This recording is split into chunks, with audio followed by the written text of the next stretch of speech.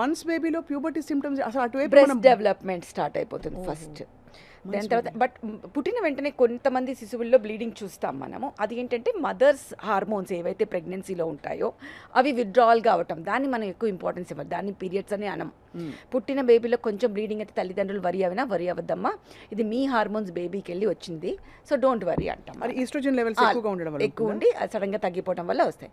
అది కాకుండా తర్వాత యాజ్ ద బేబీ గ్రోస్ మనం చేసే తప్పు ఏంటి అంటే, మనం శుద్ధమైన పాలు ఇస్తున్నాము అనుకుని మనకి ఎన్నిసార్లు ఫస్ట్ రీజన్ ఎన్నిసార్లు అడుగుతాను నేను, ఏంటమ్మా మీరు చేసే పనులన్నీ నాకు చెప్పండి అంటే, చాలా శుద్ధమైన పాలు ఇస్తున్నామండి, ఆ గేదె మా ఇంటి ముందుకు వచ్చి మా ముందు పితికిస్తాడండి అని.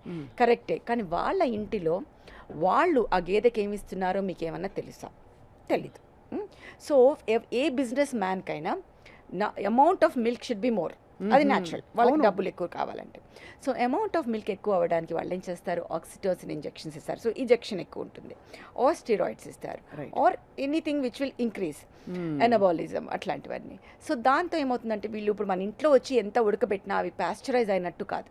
అదే so safest milk is the pasteurized milk which government will give us. అది మనం అపోహల్లోకి పోయి మేము organic, I really don't know how organic anything is, because we're trust factor అక్కడ. ఇది చాలా షాకింగ్ ఫ్యాక్ట్, ఎందుకంటే ఆర్గానిక్ అనుకుని మనం తెచ్చుకుంటున్న దానిలో ఎంత ఆర్గానిక్ వి డోంట్ నో. అది నేను అనేది, మనం ఎవరిని ఒక అనటం కాదు, but how we're trusting them, but is it that? So ఏ మిల్క్ తీసుకున్నా ఈజ్ ఇట్ పాస్చరైజ్డ్ అని చూడాలి.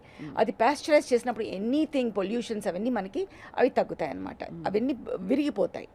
సో ఆ పాలు ఇస్తున్నందువల్ల దెన్ ఇది అబ్బాయిల్లో I have seen 10-year-old boy getting breast.